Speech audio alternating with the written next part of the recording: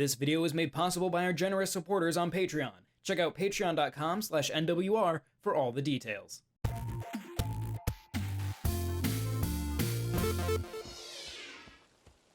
The rumors turned out to be true when Ubisoft revealed last month that Assassin's Creed Shadows would come to Nintendo Switch 2 in early December. This marks the first third-party AAA release on Nintendo's latest console for a game that was released that same year. With the review code coming in hot, we only had the past weekend to go over its performance and graphical adjustments. While it is still too early to give the game a full review, Assassin's Creed Shadows is a great but compromised fit on Nintendo Switch 2. Shadows marks the first new mainline Assassin's Creed game running natively on Nintendo hardware. While Odyssey and Origins were available as cloud service games in Japan, the series hasn't been seen on the Nintendo system outside of the occasional last-gen port, such as Black Flag and the Ezio collection. The gameplay in the series has shifted quite a bit since then, foregoing its static combat system for a more dynamic and immersive style. Set in a gorgeous rendition of feudal Japan, Shadows sees you start out the game as Naoe, a shinobi who has to watch as her father gets brutally murdered by a group called the Shinbaku. As she sets out on her quest for vengeance, you run into the Black Samurai, Yasuke. The duo form a secret organization to keep Japan safe from the tyranny of the shogun and try to take out the Shinbaku. This is a notable shift for the series, in that you can choose between two very different styles of gameplay. Naoe is ideal for the stealthy approach. She can grapple up buildings, move quickly through the shadows, and take out enemies from afar with a wide-ranging set of tools. Dealing with crowds of enemies becomes a problem, however, and that's where Yasuke comes in. As a big brute with a lot of power in his attacks, you can not only make every slash of your katana hurt, but also storm through enemy gates and throw subtlety to the wind. This dynamic is a lot of fun to experiment with, and the quests are often designed to allow for multiple approaches. Will you come knocking down the door with Yasuke, or get in and out quickly with Naoe? Their voice performances are stellar in both English and Japanese, though I prefer to play in Japanese for the authentic feel of the game. If you've played a modern Ubisoft game, most of what Shadows has to offer will be pretty straightforward. You can find quests by roaming around the world, using landmarks and tall towers to scout the areas.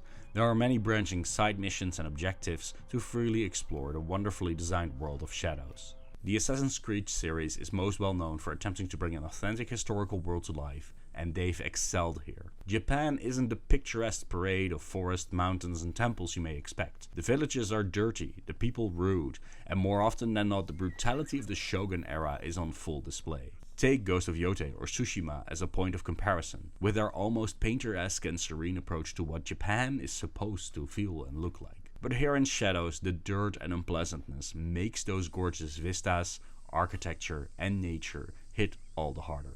It is a world that invites you to get lost in, but unlike other Assassin's Creed games, here it doesn't feel like a checklist of stuff to do. I had already put in several hours in Assassin's Creed Shadows on PlayStation 5.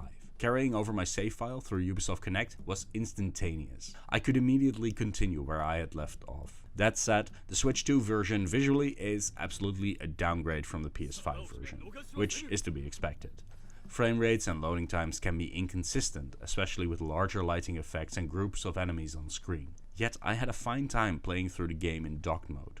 Most notable are the menus, which take a few seconds to load in, especially when moving between different tabs. I also had a few notable bugs and glitches, resulting in the occasional software crash. Ubisoft is still updating and optimizing the Switch 2 version in the coming months, so I do hope that these kinks can be ironed out. The biggest visual setback is in handheld mode.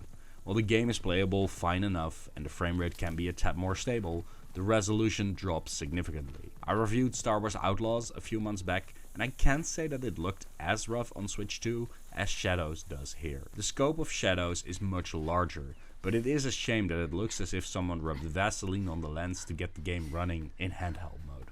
Still, I will add that it is wonderful to have a next-gen Assassin's Creed running on a Nintendo Switch 2. Ultimately, that choice will come down to what you're looking for. If you have other systems at your disposal, I'd still recommend playing on those if you want to get truly lost in the astonishing world that Ubisoft has presented here.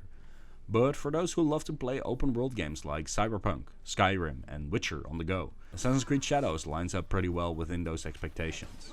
Regardless of performance, I am having a lot of fun with the game overall so far. To me, it is the combination of this particular historical setting and its varied gameplay that is keeping me hooked.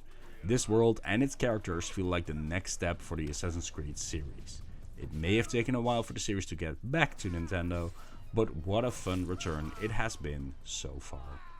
This video is made possible by our generous supporters on Patreon. Did you know that Nintendo World Report is funded directly by fans like you? When you support Nintendo World Report on Patreon, you get immediate access to multiple exclusive podcasts every month, exclusive Discord channels, an early look at select content, and more, all for as little as $1 a month. Check out patreon.com/NWR for all the details.